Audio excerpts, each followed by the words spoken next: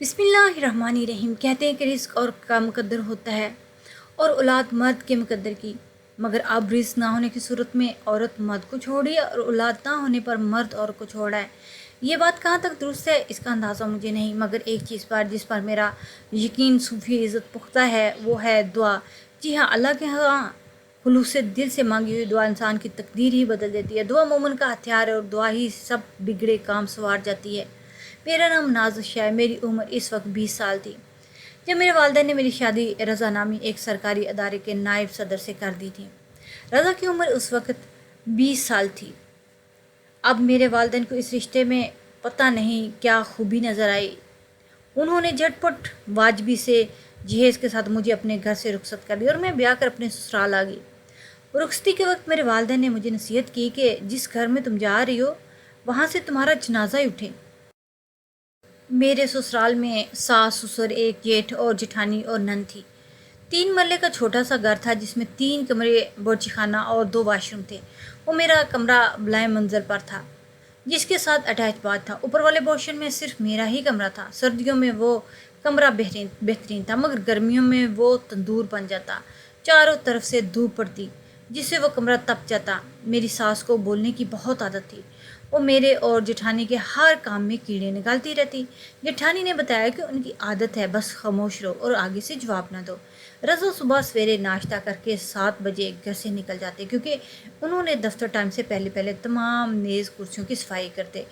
شادی کے 6-7 سال بعد میرے والدین یوکے دے کے بعد وفات پا گئے اور میرا ایک ہی بھائی تھا، اسے کراچی میں جاب مل گئی تھی تو وہ اپنی بیوی بچوں کے ساتھ وہاں شفٹ ہو گیا تھا۔ میرے سسر ایک ریٹائرڈ سرکاری ملازم تھے، ان کی ماہوارانہ پینشن آتی تھی، وہ سارا دن گھر میں ہی رہتے۔ میرا جیٹ ایک پرائیویٹ ادارے میں کام کرتا، وہ رات کو 8-9 بجے گھر واپس آتا۔ میری نندیں ابھی غیر شادی شدہ تھیں اور جوان تھیں، اب ان کے رشتے ڈھونڈے جا رہے تھے۔ میرے شوہر جیٹھ سسر کی پینشن کا کثیر حصہ ان کے جہیز بنانے میں لگ رہا تھا۔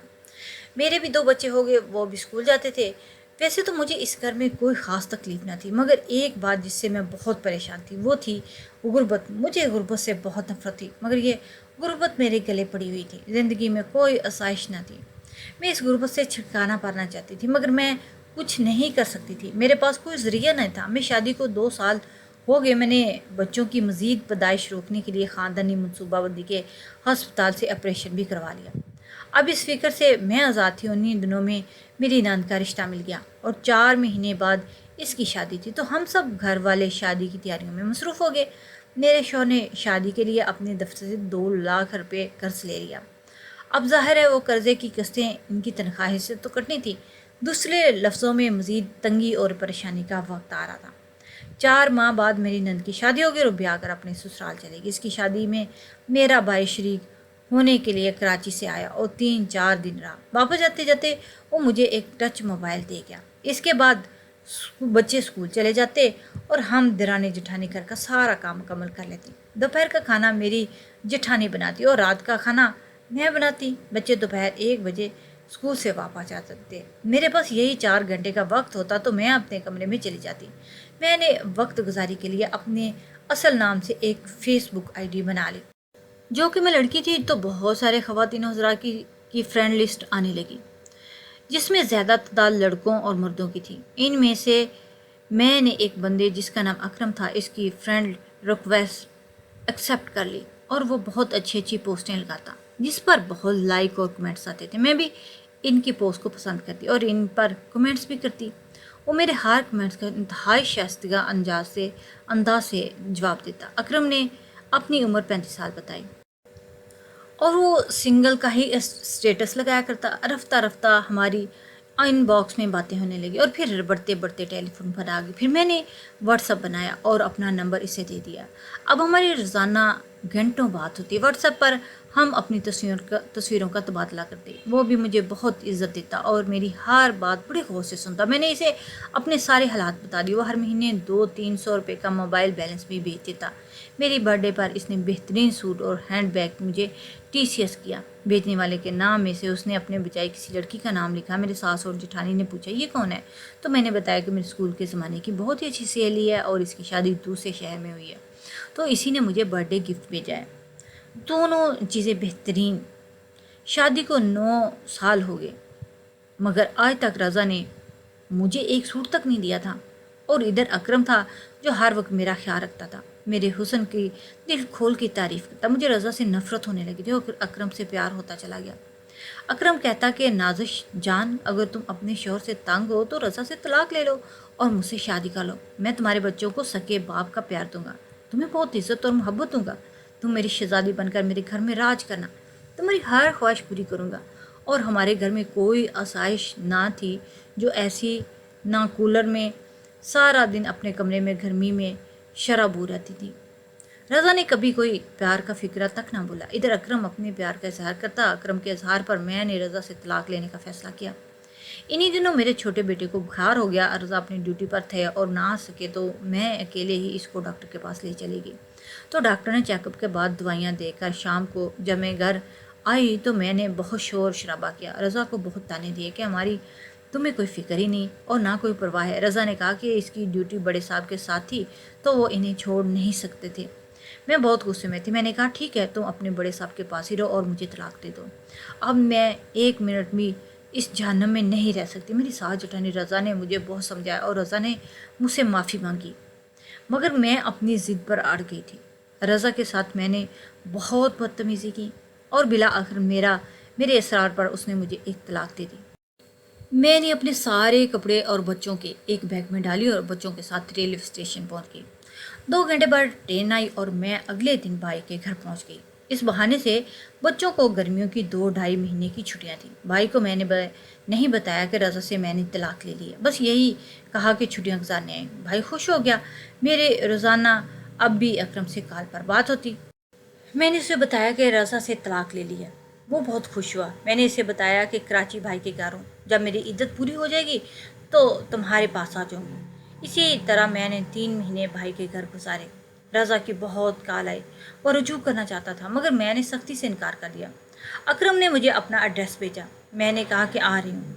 चनाचा अगले ही दिन मैं ट्रेन पर बैठ गई और अकरम के शहर पहुँच गई।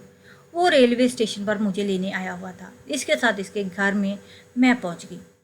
इसकी बीमार माँ और एक तलाक याफ्ता बहन जिसके 3 बच्चे रहते थे। इस घर में अकरम की बहन का राज था। वो बहुत अकड़ी हुई और बदतमीज़ औरत थी। अकरम ने मुझे बताया कि वो अकेला रहता है, मगर यहाँ तो 6 अफराद रह रहे थे। मुझे बहुत मायूसी हुई और बहुत दुख भी हुआ कि अकरम ने मुझसे सरासर झूठ बोला है। मगर अब क्या किया जा सकता था, मैं तो सारी कश्तियाँ जला कर आई थी।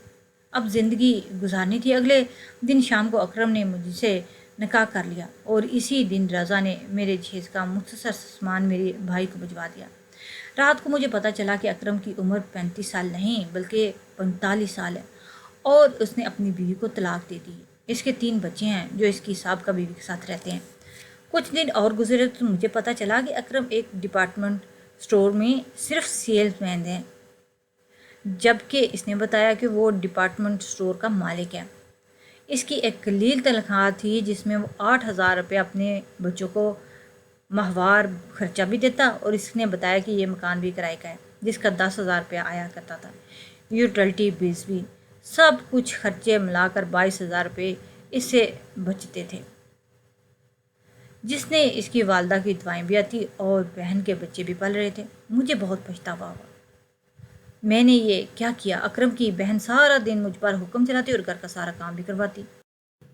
3 टाइम खाना बनाना, घर की सफाई करना, कपड़े धोना, बर्तन धोना, ये सब के सब काम मेरे ज़िम्मे थे। शाम तक मैं थक कर चूर हो जाती। 9 बजे अकरम आ जाता, खाना देती, पूरा घंटा इसकी टांगे और पैर दबाती, फिर वो सो जाता। इसकी ये रूटीन रोज़ाना की थी। वो मेरे बच्चों को अपने पास सोने नहीं देता था। बच्चे बाहर बरामदे में सोते जबकि मैं और अकरम कमरे में सोते थे। वो मेरे बच्चों को बहुत डांटता था। इससे मेरे बच्चे एक आंख नहीं पाते थे। जब अकरम घर आता तो इसे देखकर मेरे बच्चे सहम जाते। मैं जैसे ही अकरम की निकाह में आई, इसे अगले रोज़ इसने गिरगिट की तरह अपना रंग बदल लिया। जो वो मेरी बहुत इज़्ज़त करता था, जो कहता था कि तुम्हें शहज़ादी बना कर रखूँगा, तुम्हारे बच्चों को सके बाप जैसा प्यार दूंगा, और वो मेरी इतनी बेइज्जती करता, मुझे गालियाँ देता। 3-4 बार तो उसने मुझ पर हाथ भी उठा लिया था। मेरे बच्चों को नफ़रत की निगाह से देखता, इन्हें मेरी आंखों के सामने डांटता भी और मारता भी। मैंने अपने छोटे से घर से निकलकर एक बड़े से दोज़ख में आ गई थी। मैं रज़ा और अकरम में मुआसना करती। रज़ा मुझे बहुत ऊंचा दिखाई देता।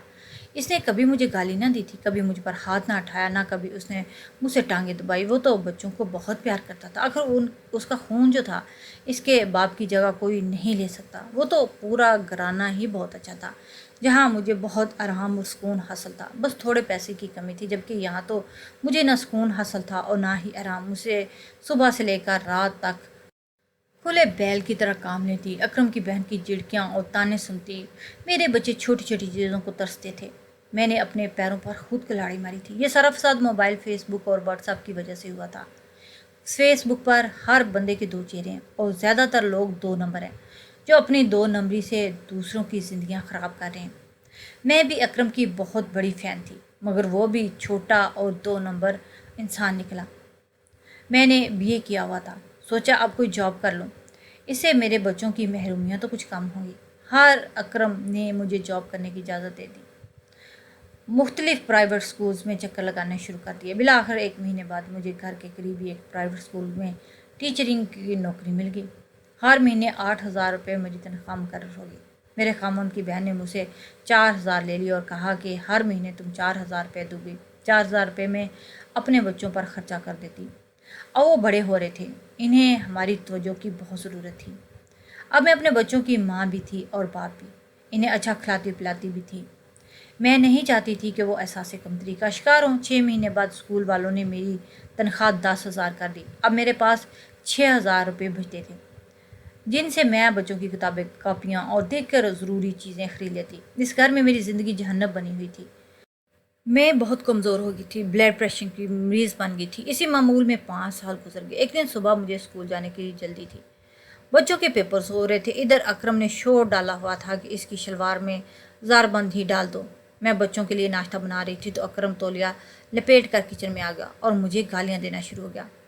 بچوں سب کے سامنے اس نے مجھے 2 تھپڑ بھی مار دیے۔ مجھے بہت غصہ آیا۔ میرے ہاتھ میں چھری تھی جو میں نے اکرم کی گردن پر رکھ دی اور جواب میں اسے بھی وہی گالی دے دی جو اس نے مجھے دی تھی۔ میں نے کہا کہ اپنے باپ کے ہو تو مجھے ابھی اور اسی وقت طلاق دو، ورنہ یہ چھری تیرے گلے میں پھیر کے رکھ دوں گی۔ میرا غصہ دیکھ کر اکرم ڈر گیا اور خاموش ہو گیا۔ میں نے چھری کا دباؤ اس کی گردن پر اور بڑھا دیا تو اس نے مجھے 3 طلاقیں دے دی۔ میں اس کے منہ پر تھوک کر اپنے دونوں بچوں کو ساتھ لیا اور گھر سے باہر نکل آئی۔ جب اسکول میں چھٹی کا ٹائم ہوا تو میں پریشان ہو گئی کہ اب کدھر جاؤں۔ میں اسکول میں بیٹھی رہی، جبکہ تمام بچے اور اسکول کا عملہ چلا جا چکا تھا۔ ہمارے اسکول میں ایک ماسی تھی جس کا نام رضیہ تھا۔ اس نے مجھ سے پوچھا کہ نازش بی بی اپنے گھر نہیں جانا؟ تو میں نے کہا کہ ماسی گھر میں جاؤں، میرا تو کوئی گھر ہی نہیں۔ اتنا کہہ کے میں رونے لگی۔ ماسی رضیہ نے مجھے چپ کرایا اور مجھے اور میرے بچوں کو ساتھ لے کر اپنے گھر لے آئی۔ گھر کیا تھا، غریب کی ایک بستی میں چھوٹا سا اور بہت پرانا مکان تھا جس میں اس کا بڑھاپا اور ایک معذور بیٹی رہتی۔ وہ اپنی تھوڑی سی تنخواہ سے اپنا گھر چلا رہی تھی۔ میں کچھ دن رضیہ خالہ کے ساتھ ان کے گھر میں رہی۔ اسکول کی پرنسپل نے میری تنخواہ 12,000 روپے کر دی اور مجھے ایک کمرہ کرائے پر مل گیا جس کا کرایہ 2,000 روپے تھا اور 500 روپے بجلی کا بل تھا۔ میں وہاں رہنے لگی۔ اب میں شام کو بچوں کو ٹیوشن پڑھانا شروع کر دیا اور پہلے 1 بچہ آیا، پھر 2، پھر ہوتے ہوتے 15 بچے میرے پاس ٹیوشن پڑھنے لگے۔ میں فی بچہ 1,000 روپیہ لیتی تھی۔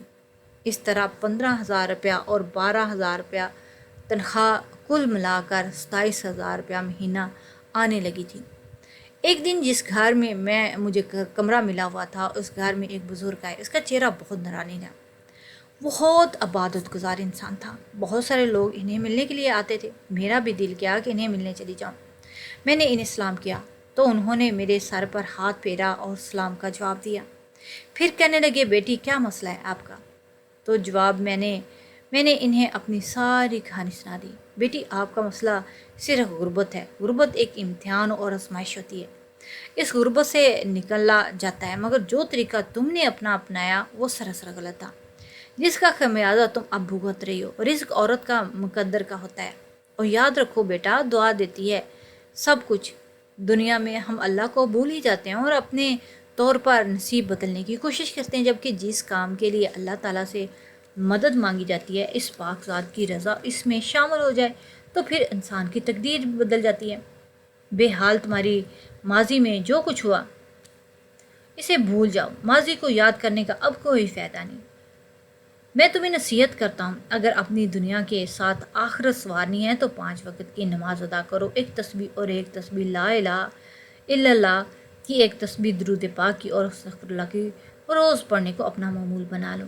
اپنی زبان کو اللہ اور اس کے رسول کے ذکر سے تر رکھو، اللہ کے حضور دعا مانگا کرو، وہ پاک ذات ہے، بڑا غفور الرحیم ہے اور بڑا مہربان ہے، وہ انشاءاللہ تمہاری ضرور مدد کرے گا اور تم پر بھی مہربان ہوگا۔ بس اب اپنا کام کرتی جاؤ اور نتیجہ اللہ پر چھوڑ دو، انشاءاللہ بہتری آئے گی۔ اس بزرگ کی باتوں نے میرے دل کو چھو لیا، ان سے مل کر مجھے بہت سکون ملا اور پھر میں نے ان کی باتوں پر عمل کرنا شروع کر دیا۔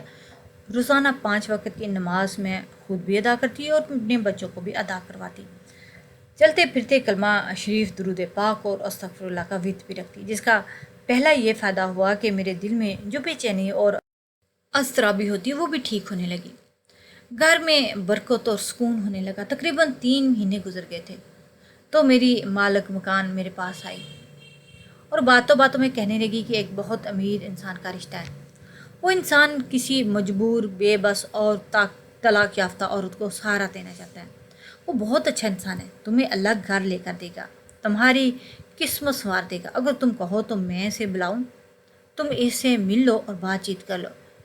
میں نے سوچنے کے لیے 2 دن کا وقت لیا اور سوچنے لگ گئی کہ اب ہر قدم میں احتیاط سے اٹھانا چاہتی ہوں۔ ہر نماز کے بعد، قرآن پاک کی تلاوت کے بعد رو رو کر اللہ کے حضور دعائیں مانگتی کہ یا اللہ، میرا اور میرے بچوں کے حق میں جو بہتر ہے وہی فیصلہ ہو۔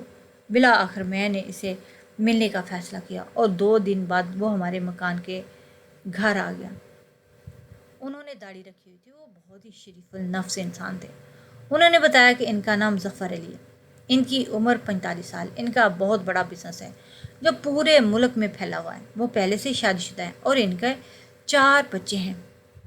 اب وہ دوسری شادی اس لیے کرنا چاہتے ہیں کہ وہ کسی غریب، مجبور اور لاچار یا طلاق یافتہ عورت کو سہارا دینا چاہتے ہیں۔ دوسرا، ان کی پہلی بیگم اب بیمار رہتی ہے اور حقوق الزواجیت ادا نہیں کر سکتی۔ ظفر صاحب نے کہا کہ وہ مجھے 25 لاکھ روپیہ حق مہر بھی ادا کرے گا، ایک گھر الگ لے کر دے گا، میری ضرورت کا سارا خیال رکھے اور مہینے کے خرچے کے پیسے الگ سے دیا کرے گا۔ اور سرپرائز انہوں نے رکھا ہے، بتایا کہ جب مجھ سے نکاح کر لو گی تو بتاؤں گا کہ میں بہت حیران اور پریشان ہوئی کہ سرپرائز کیسا۔ خیر، میں نے کہا کہ آپ کو میں نے کل سوچ کر ہی بتاؤں گی۔ اس بات کو میں نے بہت سوچا، اب بچے بڑے ہو رہے ہیں، کل کو ان کی شادی میں تو کرنی ہے، تو میرے پاس کیا ہے، کچھ بھی تو نہیں چلے گا۔ ظفر صاحب سے نکاح کے بعد ہمیں اچھا رہن سہن مل جائے گا، بچوں کو معاشرے میں بھی عزت مل جائے گی، بچوں کا مستقبل سنور سکتا ہے، زندگی اچھی ہو جائے گی، اور سب سے بڑی بات یہ ہے کہ اس غربت سے میرے بچوں کی جان ہی چھوٹ جائے گی۔ چنانچہ میں نے نکاح کے لیے ہاں کر دی۔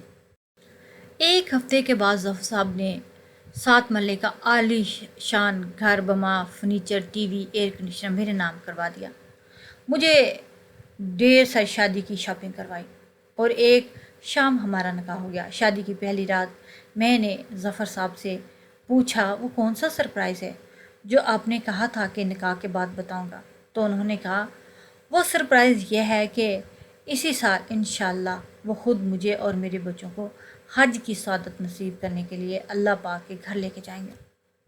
حج کا سن کر تو میری روح اور قلب خوشی سے سرشاد ہو گیا، اور پھر واقعی انہوں نے اپنا وعدہ پورا کیا اور ہم سب اکٹھے حج کرنے کے لیے گئے۔ میری زندگی اب بہت پرسکون ہے اور بہت سکون سے گزاری۔ میرے دونوں بچے اعلیٰ تعلیم یافتہ اداروں میں زیر تعلیم ہیں۔ ظفر صاحب مجھے میرے بچوں کو حقیقی باپ جیسی محبت دیتے۔ ظفر صاحب بہت اچھے انسان، اور میری تو قسمت ہی جاگ اٹھی، جس کی وجہ 5 وقت کی نماز تھی، کلمہ شریف، درود پاک اور استغفر اللہ کثرت سے پڑھنا۔